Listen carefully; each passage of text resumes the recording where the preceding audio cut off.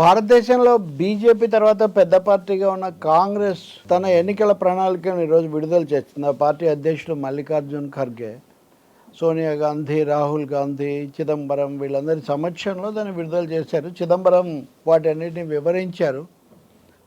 గ్యారంటీలు, అలాగే పెట్రోల్ ధరలు తగ్గిస్తాము, ఇంకా కొన్ని అంశాలు, ప్రజానుకూలమైన చర్యలు తీసుకుంటాం, ఇట్లాంటి అనేక వాగ్దానాలు ప్రకటించారు.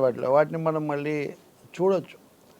కానీ జాతీయ స్థాయిలో బీజేపీ లేదా నరేంద్ర మోదీని వ్యతిరేకించి ఆ పార్టీ యొక్క నిరంకుశ పాలనను లేకపోతే ఏకపక్ష పోకడలను, మత రాజకీయాలను ఎదుర్కొంటాం అన్నది కాంగ్రెస్ పార్టీ యొక్క ప్రధానమైన లక్ష్యమైనప్పుడు ఆ సాధనలో అది ఎలా వ్యవహరిస్తుంది? ఇండియా ఫోరం, ఇండియా అనేది ఒక కూటమి కూడా కాదు, నిజానికి ఫోరం, వేదిక.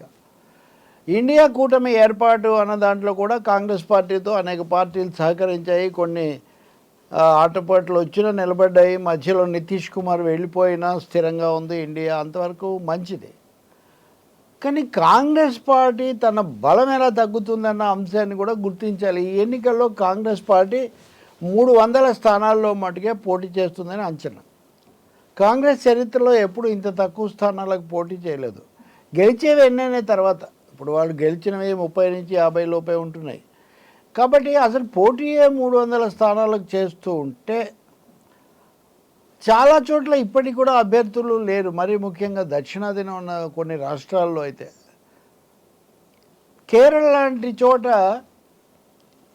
కాంగ్రెస్ పార్టీ ముస్లింలు, ఇండియన్ యూనియన్ ముస్లిం లీగ్తో ఇంకా కొందరితో కలిసి ఉంది. కానీ ఎంత విచిత్రమైన పరిస్థితి అంటే, ఉత్తరప్రదేశ్లో తన స్థానమైన అమేథీని వదిలిపెట్టి వచ్చి ఉత్తరప్రదేశ్లో నిజానికి కాంగ్రెస్ ప్రధానంగా ఢీకొనాలి. ఎందుకని 80 స్థానాలు ఉన్న ఉత్తరప్రదేశ్లో ఎక్కువ స్థానాలు రావడం వల్లే బీజేపీ ఈ దేశాన్ని నిరాఘాటంగా పాలించగలుగుతుంది. మరి అటువంటి చోట సమాజ్వాదీ పార్టీతో పొత్తు కూడా ఉన్న కాంగ్రెస్ నాయకుడు, అధినేత, యువనేత రాహుల్ గాంధీ అక్కడ ఎందుకు పోటీ చేయట్లేదు? కేరళలో ఉన్న వైనాడ్ నుంచి ఎందుకు పోటీ చేస్తున్నారు? ఇదో పెద్ద ప్రశ్న. వైనాడ్ ఏమీ బీజేపీ పాలిత రాష్ట్రం కాదు.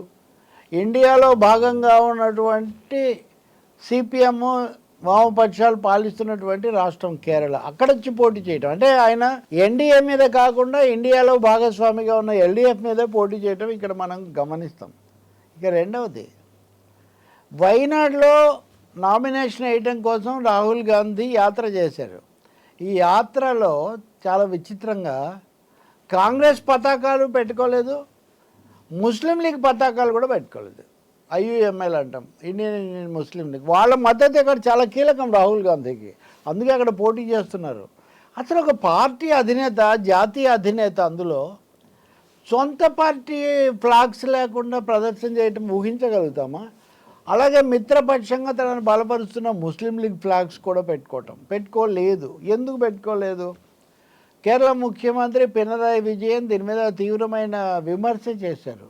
మీ పతాకం చూసి మీరే దాన్ని పక్కన పెట్టేస్తున్నారంటే ఇంక ఏం గౌరవిస్తున్నారు అని.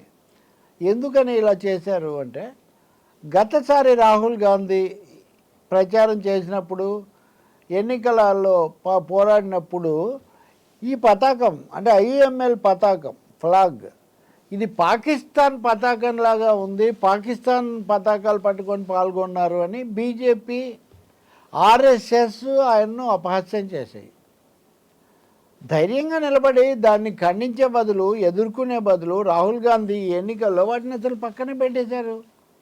ఇంకా జాతీయ స్థాయిలో మోడీని ఎదుర్కోవడం అనేది ఒక పెద్ద లక్ష్యంగా పెట్టుకొని వెళ్తున్నప్పుడు మరి సొంతంగా పోటీ చేసే చోట ఈ పరిస్థితి ఉంటే, పైగా దాడి అంతా సిపిఎం మీద, అక్కడ ఎల్డీఎఫ్ ఉంది కదా, ఎల్డీఎఫ్ ప్రభుత్వం మీద.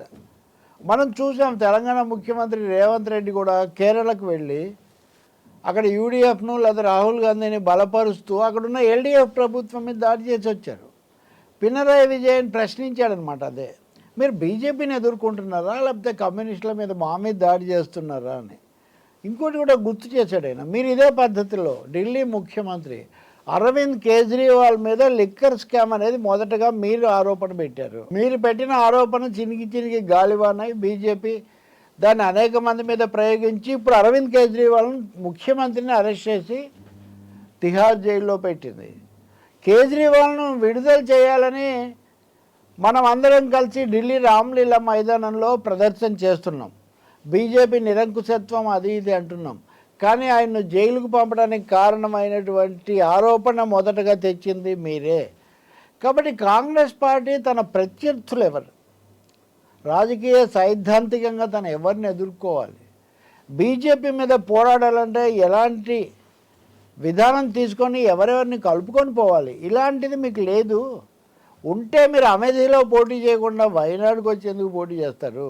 ఇక్కడ ఎవరు రాహుల్ గాంధీ మీద అంటే సిపిఐ జాతీయ కార్యదర్శి రాజా భార్య అన్ని రాజా, ఆమె కూడా నాయకురాలు, ఆమె అక్కడ పోటీ చేస్తున్నారు.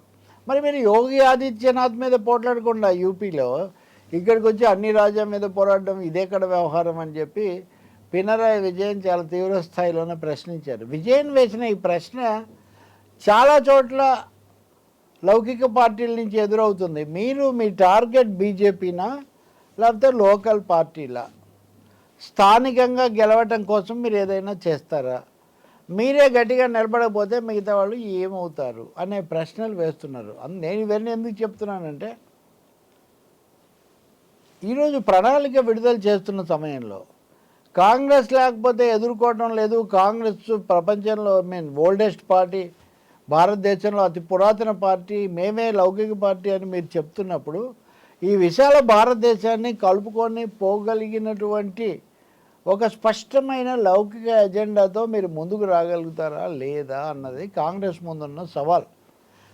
దాన్ని వాళ్ళు జయప్రదంగా సరైన రీతిలో సమాధానం చెప్పకపోతే కాంగ్రెస్ పాత్ర కుదించుకొని పోతుంది. అది అనేక రాష్ట్రాల్లో ఇలాంటి పరిస్థితిని ఎదుర్కొంటూ ఉంది. అనేక విషయాల్లో స్పష్టంగా చెప్పకుండా దాటేస్తూ ఉంది కూడా.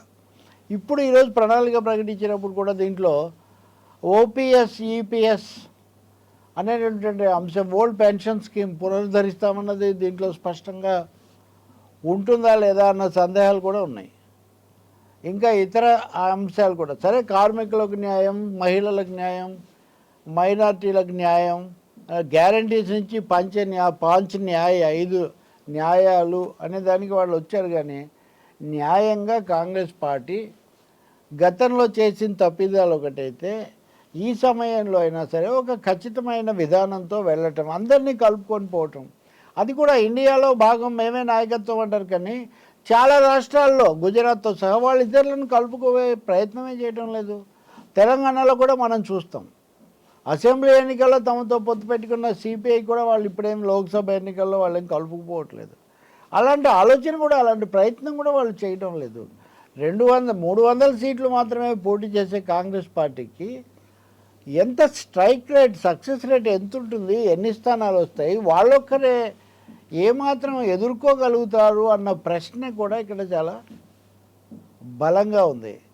కాంగ్రెస్ పార్టీని సమర్థించడానికి లేకపోతే కాంగ్రెస్ మీద బీజేపీ ప్రత్యేకించి దాడి చేస్తే సరికాదని ఇతర పార్టీలు చెప్తున్నాయి. కానీ తాము ప్రతిపక్షంగా ఉన్న రాష్ట్రాల్లో మిత్ర పార్టీలు అధికారంలో ఉన్న, ఇండియా కూటమి భాగస్వాములు అధికారంలో ఉన్న కాంగ్రెస్ మటుకు ఊగిసలాటకు తడబాటుకు గురవుతుంది. ఏదో ఒక విధంగా బీజేపీ నుంచి కొంచెం తనను కూడా 4 స్థానాలు తెచ్చుకొని నిలబడితే చాలు అని ఒక విధమైన అస్తిత్వ సమస్యలో ఉన్నట్టుగా కాంగ్రెస్ పార్టీ ఆలోచిస్తున్న పరిస్థితి కూడా ఉంది. కానీ కీలకం ఎక్కడ ఉందంటే ఒక 200 స్థానాలున్న హిందీ రాష్ట్రాల్లో మధ్యప్రదేశ్, రాజస్థాన్, గుజరాత్ హిందీ రాష్ట్రం కాదు, గుజరాత్లో కూడా కాంగ్రెసే ప్రధానమైన ప్రతిపక్షం. ఇలాంటి రాష్ట్రాల్లో కాంగ్రెస్ గట్టిగా నిలబడితేనే హిమాచల్ ప్రదేశ్, హర్యానా ఇట్లాంటి రాష్ట్రాల్లో కాంగ్రెస్ గట్టిగా నిలబడకపోతే పరిస్థితి వేరుగా ఉంటుంది.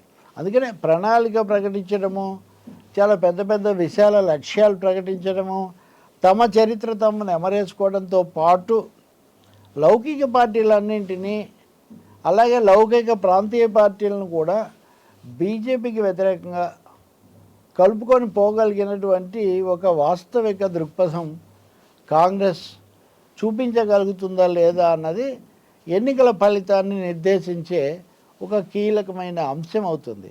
ఆ విషయంలో ఏం జరుగుతుందో మనం చూడాల్సి ఉంటుంది.